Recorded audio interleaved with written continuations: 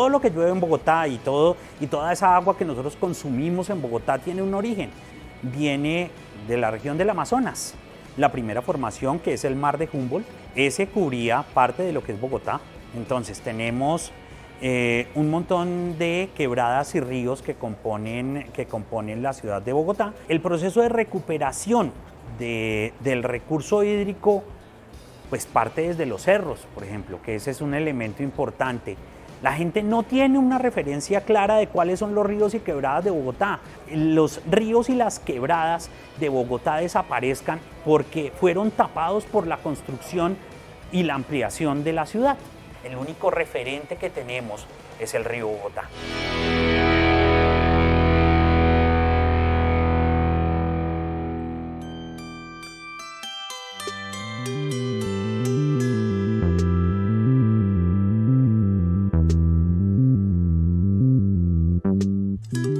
Bueno, mi nombre es Jorge Mario Torres, soy biólogo, soy docente universitario en la materia de ecosistemas y producción en el Politécnico Gran Colombiano, soy candidato a maestría en desarrollo rural de la Universidad Javeriana y en este momento estoy trabajando en el programa de planificación y manejo de ecoturismo de parques nacionales. Bueno, la historia del agua en Bogotá, digamos, empecemos un poquitico desde la historia. Entonces tenemos la primera formación, que es el mar de Humboldt. El mar de Humboldt, digamos que es el mar que había interior, ¿sí?, en este sitio. Ese cubría parte de lo que es Bogotá, ¿sí? Ese le da origen, digamos, a ese nivel freático alto que tiene Bogotá, ¿sí? Y por el otro lado, digamos, tenemos otros destinos en lo que tiene que ver con el recurso hídrico, y es todo lo que entra a Bogotá con el agua. Entonces tenemos un montón de quebradas y ríos que componen la ciudad de Bogotá, y también tenemos el agua que entra a Bogotá, que los bogotanos consumimos, que viene en su gran mayoría de los páramos pues, que son circundantes a la ciudad de Bogotá, en este caso lo que es Chingaza, lo que es Sumapaz y digamos un poco del sistema Tibitoc también. Entonces esa es el agua que entra a Bogotá, y el uso del agua, por otro lado se me olvida un detalle importante: lo que llueve en Bogotá, que ese es otro detalle importante. Todo lo que llueve en Bogotá y toda esa agua que nosotros consumimos en Bogotá tiene un origen, y ese origen no es acá, no es bogotano, no es de Cundinamarca. Básicamente esa agua que nosotros consumimos, nos cae encima, viene de la región del Amazonas.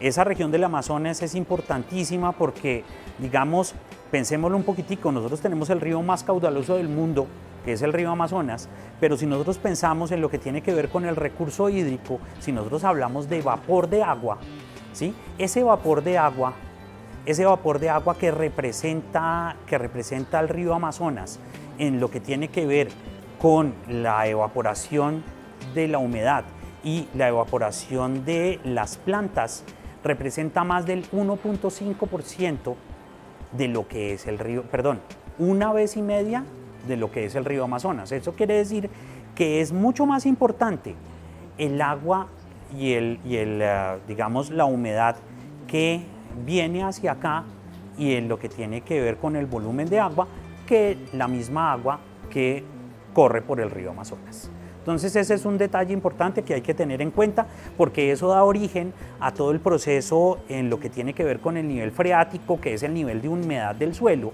¿sí?, en la sabana de Bogotá. Y eso también hace que ese nivel freático favorezca que esta zona de la sabana de Bogotá sea una de las zonas, si no la zona en Colombia, que tiene la fertilidad más alta en lo que tiene que ver con los suelos, ¿sí? Entonces, digamos, la zona ideal para siembra en Colombia, pues por lo menos en Cundinamarca, sería la zona de Bogotá. Pero por el otro lado, hemos destinado muchas de esas zonas a lo que tiene que ver con procesos constructivos y, digamos, la ampliación de la ciudad.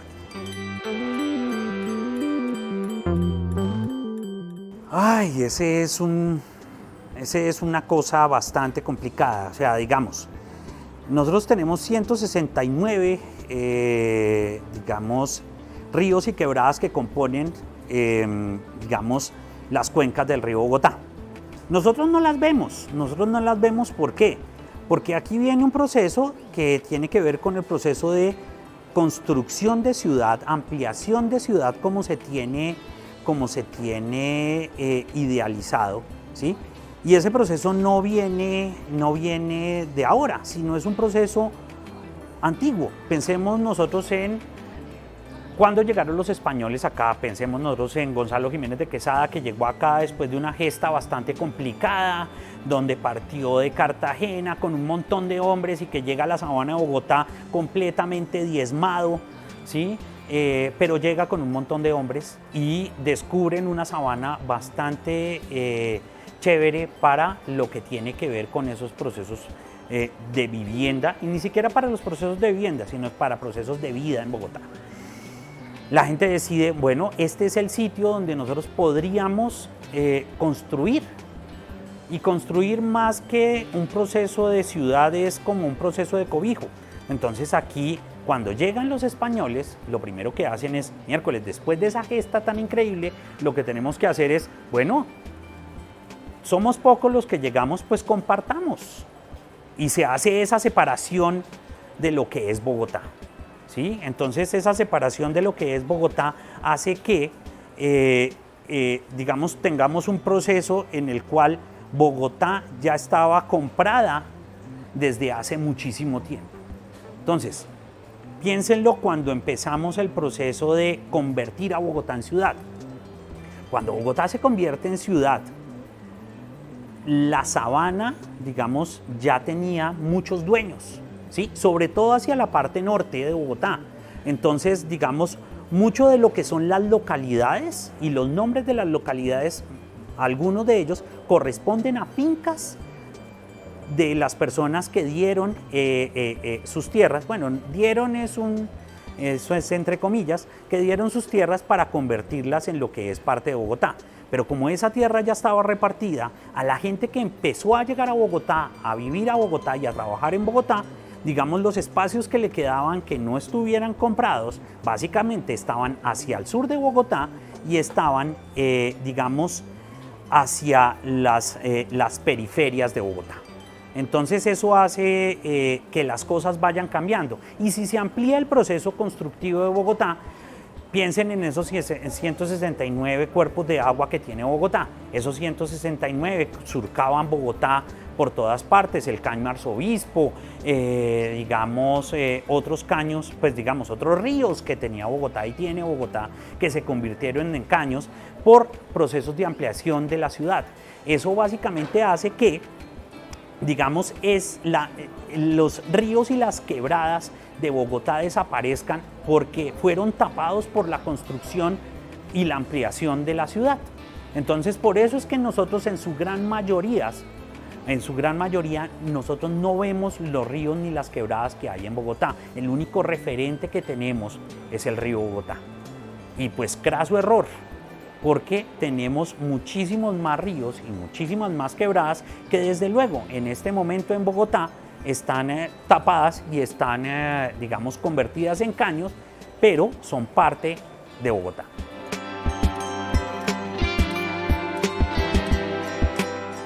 Bueno, eso sí es una cosa bastante complicada de decir. O sea, tenemos por un lado esas fuentes hídricas que se han ido de alguna manera agotando, ¿sí? Pensemos en todos estos ríos y quebradas, todavía en su gran mayoría han sido canalizados, y que ese proceso de canalización ha hecho que la quebrada y el río que anteriormente estaban corriendo de lado a lado por Bogotá, sean ahora un tubo donde corre el agua, y esa agua muy seguramente termina siendo parte del río Bogotá. Entonces, el proceso de recuperación del recurso hídrico pues parte desde los cerros, por ejemplo, que ese es un elemento importante. Tenemos un montón de quebradas que entran por los cerros orientales de Bogotá y por la parte occidental, quebradas que de alguna manera se han ido recuperando. Tenemos un ejemplo claro que es la quebrada Las Delicias, que se hizo un proceso de recuperación comunitaria dentro de esa área, pero también tener presente que esas aguas y esos ríos nos pertenecen a todos y que de alguna manera lo que nosotros podríamos hacer para contribuir a conservarlos primero es conocerlos. La gente no tiene una referencia clara de cuáles son los ríos y quebradas de Bogotá. Uno solamente piensa en el río Bogotá y que tiene dos vertientes, que esas dos vertientes son iguales de contaminantes que el mismo río, ¿sí?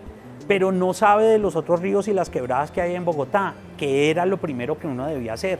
Y por el otro lado, una cosa importante que hay que pensar es, bueno, ¿cómo vamos a hacer para recuperar y mantener los recursos, el nivel freático que tiene la sabana de Bogotá? ¿Sí? Y ese nivel freático es a nivel de ríos, de quebradas, que componen Bogotá. También hay que pensar en los humedales, otros cuerpos de agua que nosotros utilizamos de manera indistinta y que los hemos, como parte de la construcción de Bogotá, los hemos desaparecido, ¿sí? Y los hemos desaparecido porque pues simplemente no son referente para la parte constructiva de Bogotá. Los humedales han sido cosas bastante complicadas en Bogotá. Piensen ustedes en un humedal como el humedal de Torca Guaymaral, que antes era uno solo, pero por obra y gracia de la construcción de la autopista se convirtió en dos, ¿sí? Entonces todos esos cuerpos de agua lo primero que tenemos que hacer es recuperarlos, recuperar la funcionalidad de esos cuerpos de agua, porque esa funcionalidad es lo que nos va a dar el agua para el futuro en la sabana de Bogotá.